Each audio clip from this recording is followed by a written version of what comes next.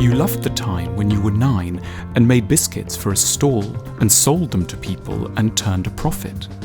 You love profit because it is in many ways an achievement of psychology, the reward for correctly guessing the needs of other people ahead of the competition. The special appeal of money for you is the endorsement it brings of your insights and skills. You like that making money is connected to a set of down-to-earth virtues: understanding, hard work, efficiency, discipline, canniness. You like it when a table is nicely laid, the way an elegant water glass harmonizes with a well-designed knife and fork and a very plain earthenware plate. As a child, you loved wrapping birthday presents for your parents very carefully and got bothered when you couldn't fold the ends neatly. You always wanted to use the minimum pieces of sticky tape, 3 small strips. At school, you loved carefully underlining the titles of your essays. One year, you experimented with wavy lines. At another point, you used a ruler and obsessed about the thickness of the line. You notice when 2 buildings are misaligned. You wish you could go back in time and put that right. You liked the look in winter of a brown ploughed field that led to a line of grey leafless trees on the horizon. You notice how much more excited you've been than any of your partners when the hotel room is just right. You love to be asked to imagine the future. Should we go into the American market?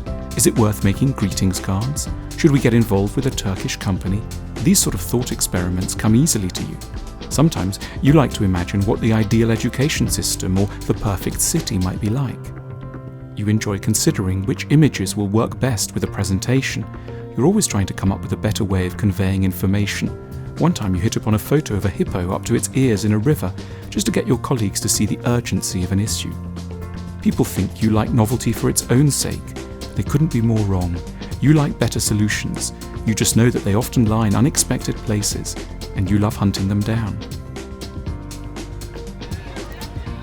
You used to bother your parents, in retrospect, with slightly nonsensical questions. Why are birds called birds and not something completely different, like Lotheropsicles? What would baby chimpanzees look like if they were shaved? Do they have time on other planets? You wanted there to be good reasons for things. You love to lay down your thoughts on paper. Your mind becomes clearer to you and your anxiety levels decrease. Some people drink or go jogging to relax. You like to reflect. At school, you hated it when the maths teacher said she couldn't tell you at the moment why this way of tackling a problem actually worked and that all you needed to know was that it did. You felt cheated. You like it when a mass of seemingly conflicting facts can be given a coherent explanation. There's usually an underlying, much simpler and clearer pattern waiting to be discovered. As a child, you liked it when adults asked your opinion, though sometimes you got frustrated because you didn't know what your opinion was on this thing, but you really wanted to have one. When you were in a play at school, you loved the way you could expand via a character on a bit of yourself. You get frustrated when people don't listen and want to make them pay attention. Some people think you're narcissistic, but they aren't actually right. It's that you love sharing things you like with others.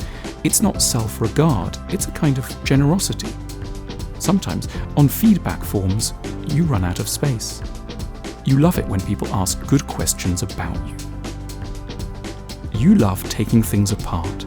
You keep up with the latest gadgets. You wonder where we're going to be in 2180. You hate it when people associate the future with jetpacks. It's going to be far more interesting than that. You feel the pain of others. You love helping out. You feel that work is meaningful because it can make a difference to other people. You can't bear some of those pictures one sees on TV. You like it when others turn to you for advice. You want to solve their problems. You want them to be able to trust your judgment. When other people get in a panic, you find yourself getting more focused. You like that about yourself. When you were little, if someone made a mistake, you wanted to put them right. Nowadays, you love the feeling of equipping somebody else with your knowledge, how you can turn their panic or frustration into mastery and confidence.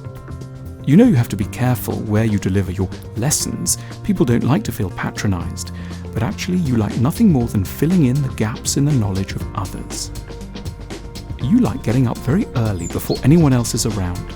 You can follow your own projects in peace and quiet. For you, growing up has been all about getting away from people who can control you. You like being alone. Boredom rarely troubles you. You recoil from guided tours and tour groups. An evening on your own is never a challenge. It gives you a chance to plot and to think. It annoys you how some people always just want to chatter.